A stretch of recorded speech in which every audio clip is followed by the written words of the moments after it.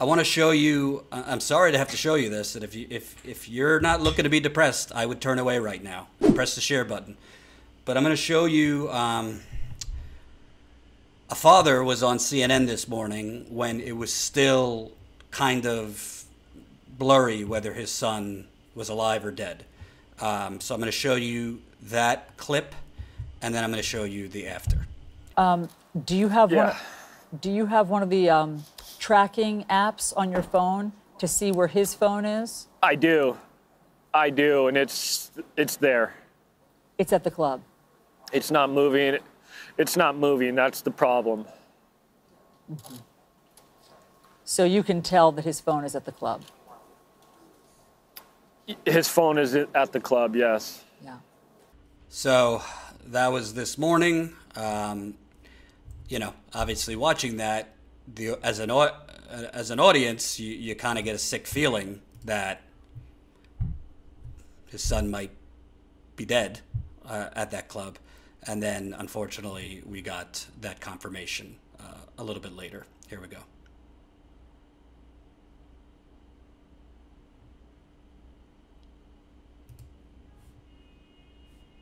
Oh, that I was been here fighting for him all morning long.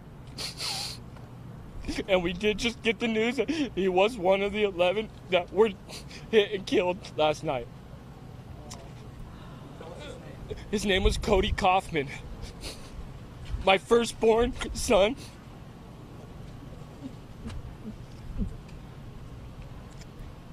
Only him and I know how much I love, how much I miss.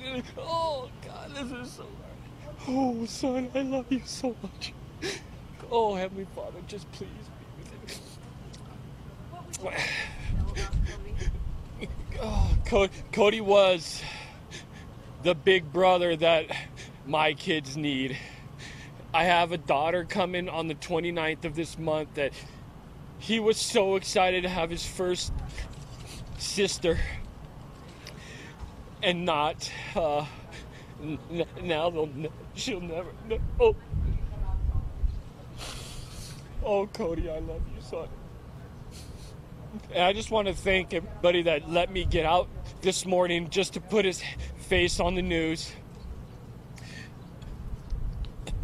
That this is gonna be an absolute heart-wrenching time for me and my family. I just want to say thank you to every one of you. KTLA 5, thank you. Fox 11. Sorry I had to show you that, but we need to see the carnage and we need to see the living victims of these massacres, because at the end of the day, it's on us to stop this at this point, because the politicians are not going to unless we make them. And I would suggest, as we, the midterms, which I'm going to get into all that. I was traveling yesterday, so I couldn't give you my thoughts or analysis. But I would suggest, as the media and as us inevitably turn to 2020, because that's going to be happening soon. The media will start covering the 2020 race before you know it. I would suggest the biggest issue is not the economy or healthcare or immigration. I would suggest the biggest issue in this country is, are you, the person watching me right now, going to make it out alive by tomorrow? Are you, the person watching me now, or me? You going to make it out alive going grocery shopping? You going to make it out alive going to the movies? A bar? A library? A mall? An arcade? A class? I could go on. And if you think I'm being dramatic, that's the point. Because it's happening everywhere. It's happening everywhere. You can't have a democracy. You can't have a country. You can't have humanity if it's totally luck of the draw, if you're even going to make it alive. If you're not guaranteed safety. Accidents can happen. People die of accidents all the time, crossing the street, car accidents, falling from a construction crew. But these are not accidents. Yes, Paul, it is the Wild West. These are not accidents. We are allowing massacres to happen because we are the United Corporations of America. And as such, our politicians care more, not about this, they don't give a damn about the Second Amendment, which, by the way, go read up on it. The Second Amendment doesn't allow you to have bazooka guns. The Second Amendment doesn't allow citizens to go around with AR-15 semi-automatic or rifle bazooka guns. The Second Amendment says nothing about unlimited magazines and a gun. I could go on. You could have mental illness. You could have disgruntled people. You could have people who served our country and have PTSD. I don't know that for a fact, but this was a veteran. And there's some reports that he might have had PTSD. That's pretty regular. And that's another epidemic that's not being treated. Veteran PTSD. But one thing we don't have to have is weapons of war and accessories that allow normal guns to be made into weapons of war to put in the hands of the disturbed, to put in the hands of people that aren't responsible gun owners. It's not a mental health issue. It's the guns. Now, I have depression. I take medication for it. I've been hospitalized for depression. I'm not ashamed of it. I got help because I needed it. Mental health issues are real. I'm not minimizing it. We do have a mental health epidemic in this country, a big part of which is because of the gross economic desperation and hopelessness of the majority of America. I've already given my thoughts. This economy is booming for the few, not the many. But mines don't kill people. Guns kill people. This guy would not go in a bar or club and murder 12 people in their 20s. I don't know all the ages, but mostly people in their 20s with a knife.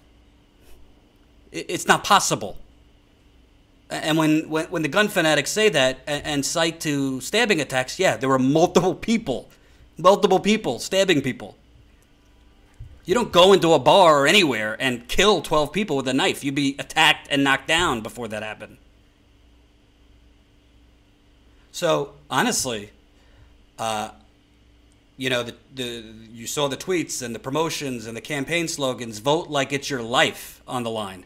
Well, the election's over, and we need to act like it's our life on the line. Because the first thing I thought about, honestly, and I think about a lot, I don't have children I don't have children, but I do have a nephew, and I have a niece on the way. And, they are the equivalent of my children. I love my nephew like it's my son. And I'm just, he's not of that age yet, but I'm just afraid for him to go to school one day. I mean, right now he's in, he's 3.5, so he's not even in kindergarten yet. But I am afraid for my nephew and my soon-to-be-born niece and everyone. I'm just afraid. And honestly, I'm not trying to get on my soapbox. And as a reminder, this is a super chat. So if you like what I'm saying, if you want to support Ty and his reporting, who did a great job, show us your love. Every dollar counts. But the 2020 election doesn't matter. And the Democrats taking the House doesn't matter. And none of this matters if we're all just target practice. Jason Delore, I have a child and I would like to protect my home from criminals with my guns. The two aren't mutually exclusive, Jason. You could have guns in your home if you're a legal gun owner. We're talking about weapons of war. We're talking about extended magazines so that you could fire off more rounds. We're talking about the NRA. The NRA has been trying to stop something called smart guns. Smart guns are basically smart guns that has a sensor. So the only person who could shoot it is the person who owns it. Sounds like common sense, right? The only one, you got a fingerprint, and that's the only way that gun could go off. NRA's against it. Of course they're against it. a Washington state judge literally just ruled against the NRA because the NRA was fighting safer gun storage units. The NRA is not a lobby. They're terrorists. Let's call them what they are. They are terrorists. Thank you, Hugh, for the $2. Appreciate it. And I'm not going to push the GoFundMe too hard today because obviously it's a sad day and I don't want to be hawking money. But we are very close to our goal. Well, our goal is $50,000, but we're getting closer to our mini goals. So we're about $900 shy of $20,000. So thank you to everyone who's contributed. And if you're feeling, if you liked our reporting in Flint, if you liked seeing Ty out there today, if you want to see more of it, you know what to do. The link's right there in the description box, and we'll put it in the live chat as we go. 271 people have contributed so far. Sorry if I'm not sounding excited. I'm just tired of this. And you know, what Ty was saying is so true. Thank you, CT, for the $2.99. You know, we all just want to go home. He wasn't talking about the media wants to go home. He was saying, we all just want to go home. We want to be able to go out with our day, work, have dinner with our family, go out to a bar if we want to, yada, yada, yada. And these kids that went there, I think that it was for like a country music night, they're going underground because our politicians are fucking spineless.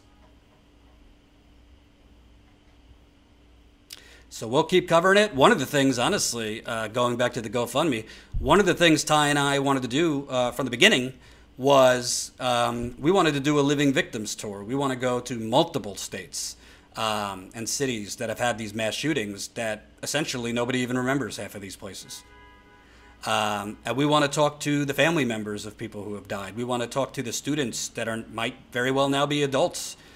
And see what their lives are like, their PTSD, their trauma, what do their lives mean. We want to talk to politicians and challenge politicians that are taking this blood money. And when we mapped it out, everywhere we wanted to go, frankly, we didn't have the funds. We still don't have the funds, to be honest. So that's what we're doing here. We're trying to raise funds to do real reporting because we believe real reporting is part of the solution. And we're going to get to a Flint story later where there's some things happening in the background that might show that our major bombshell report that we released last week might very well produce some change after all. So I'll have more on that later.